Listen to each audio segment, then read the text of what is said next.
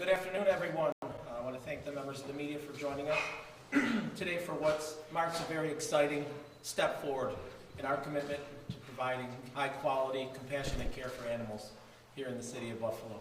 After years of planning, analysis, and collaboration, we are proud to announce the identification of a new permanent home for the Buffalo Animal Shelter. This milestone reflects several years of work, beginning with a competitive request for proposal in 2022, followed by extensive planning throughout 2023 and 2024. This is not a new process. Following a public RFP and a comprehensive evaluation of proposals submitted by 4 highly regarded development teams, Ellicott Development was selected as the city's designated developer by a committee comprised of members of the Office of Strategic Planning, the Department of Administration and Finance, and Public Works between 2022 and 2023. After that, an MOU was signed between the City of Buffalo and Ellicott Development in November of 2023. The new Buffalo Animal Shelter will be located here at 1294 Niagara Street and will feature approximately 16,000 square feet of usable space, including state-of-the-art facilities for animal intake, adoptions, and medical procedures, along with a specialty build-out of approximately $3 million that was designed specifically for the animal shelter in consultation with animal welfare experts. This is not something that we have thrown together. This is something that has been planned for and through a very thoughtful process. Our 2025-2026 budget includes a new transport van for animal control, as well as 4 positions that will soon be posted, including a director of the animal shelter attendant, and 2 animal shelter workers. The design includes also an exterior courtyard specifically dedicated to dog runs, enhancing the experience for animals, staff, and visitors. Once the contract is approved by the Buffalo Common Council, the construction is anticipated to take around 6 months to be completed in the spring of 2026. Some people would ask why this space and why this type of agreement. Well, while the City of Buffalo initially pursued a normal lease structure, an in-depth internal review concluded that entering into a short-term lease with a requirement to purchase the facility outright was more fiscally responsible option. The ownership option allows us the opportunity to avoid escalating lease costs over the next 20 years, retain full control of the asset and future improvements, maximize eligibility for grants and from state and federal government, and this lease and purchase combo will be a significant savings for taxpayers. I want to thank all of the partners that played a role in this, and I forgot to mention at the top, I'm joined by some fantastic partners. We have North District Council Member Joe Glumbeck, our Executive Director of the Office of Strategic Planning, Nadine Marrero, our Director of Development, Lisa Hicks, and Trevor Griffiths from OSP, our Commissioner of the Department of Public Works, Nate Martin and his team, and our partner on this project, owner and CEO of Ellicott Development, William Palladino. I also want to thank our team, all the animal caregivers that are here with us today, and thank them for the tremendous work they do taking care of these and looking after these animals on a daily basis. So this project would not be possible without all of the people behind me working together, whether it's the Common Council, Department of Public Works, OSB, and obviously William Palladino and Ellicott Development. At this point, I'd like to welcome Bill Palladino to the podium to say a few words. Thank you. Thank you, Mayor. I appreciate it. This has been about 3 years in the making, this project. We initially won the RFP, and then through a lot of discussions back and forth, able to put together what we think is a very good plan for the future and permanent home for the animal shelter. We thank Mayor's team for helping us put this together and finalize it. Though discussions for a while stalled a little bit, they did pick back up under his team, and we finally brought this thing to fruition. So we're very happy to be part of this, very happy to have this new home for the shelter. We look forward to finishing it up in 2026. Thank you. Thank you. Yeah, I think a key component that Bill touched on is the fact that when I arrived in the mayor's office, this conversation had kind of stalled. And during our budget conversations, we went in depth on this, looked at it, we figured there could be a more productive and a more advantageous situation or structure to the deal for the City of Buffalo, and instructed our team to get to work on it right away. And we wanted to see the finished product and an announcement by the end of June 30th, by the end of the month. Thankfully, the team did a fantastic job pulling this all together, working with our partner, and 3 weeks ahead of schedule. So one of the people who's worked incredibly hard on this is our Executive Director of the Office of Strategic Planning, Nadine Marrero, and I'm welcome her to the podium to talk about the deal, the structure of the deal a little bit. Thank you, Mayor. Originally, the RFP contemplated a 10-year lease with a 10-year extension. Once the lease negotiations were nearly complete, the financial analysis was done, and we were really asked to go back and take a look to see if there was a better deal for taxpayers rather than to continue to pay lease in perpetuity. Working with Ellicott Development, we were able to develop this revised structure, which is a 5-year lease with a purchase at the end of that 5-year, that will allow us to keep this project on time, delivering in 2026, allow Ellicott Development to expedite the construction that has already been designed and will be available for the animals, and it reduces the long-term costs of this to taxpayers. It also provides some flexibility. By owning the entire structure, the city will be able to consider other animal-related services and uses that may want to co-locate with the animal shelter, but we are also exploring consolidation of some of our other spaces that we have across the city into this, providing additional savings to the taxpayer. So I do really want to thank the mayor for asking us to take a second look at this to make sure we were bringing the best deal to the taxpayers, and to the team at Ellicott Development who pivoted with us and were able to come up with a structure that we believe is financially advantageous while still delivering this important project. Thank you, Nadine. As I talked about, this stuff doesn't happen on our own. We have to have our partners in government as part of the process, and throughout the RFP process and these discussions, the Common Council is a tremendous partner. I want to welcome Councilmember Joe Goma to say a few words.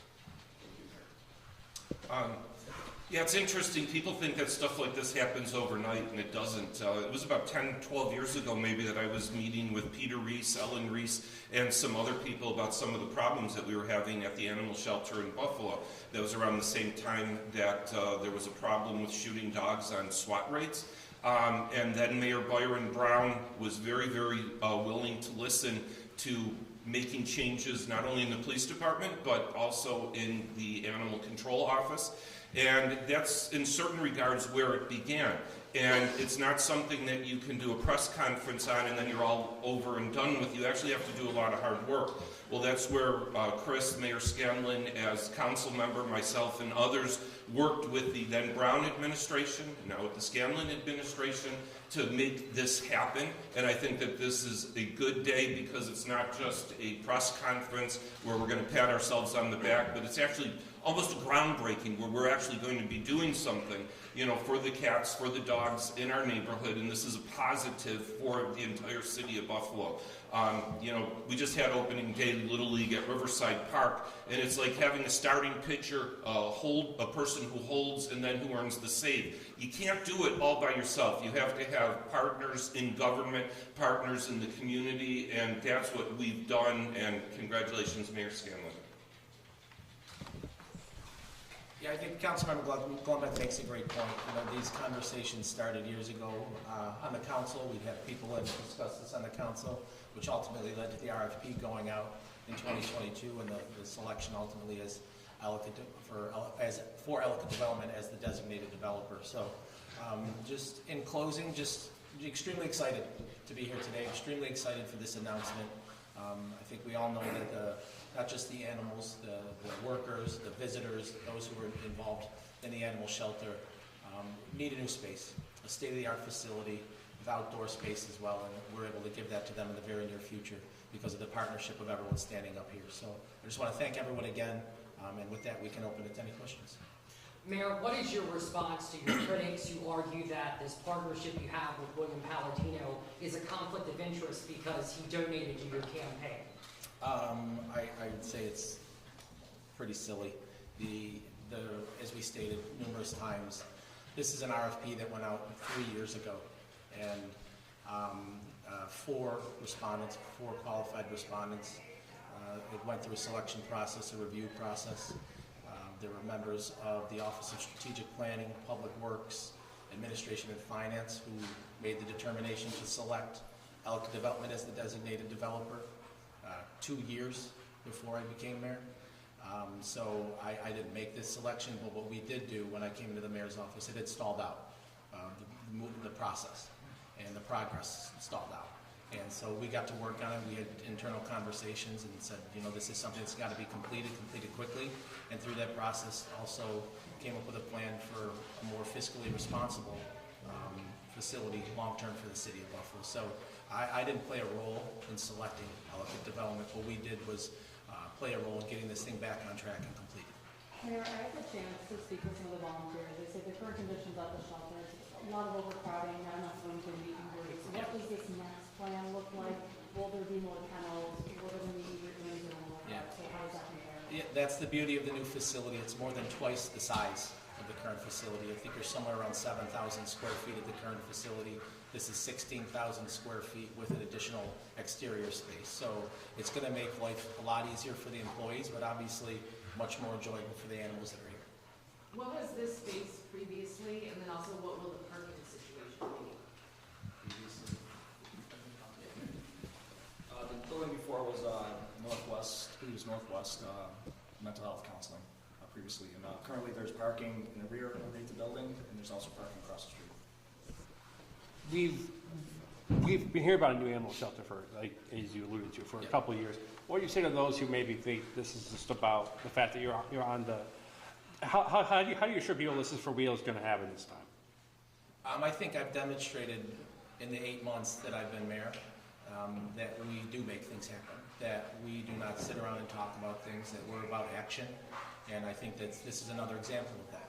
Again, this process started 3 years ago, but it stalled out, and very shortly after arriving in the mayor's office began these conversations, including new positions in our budget, new transport ban in our budget, and we'll get this done.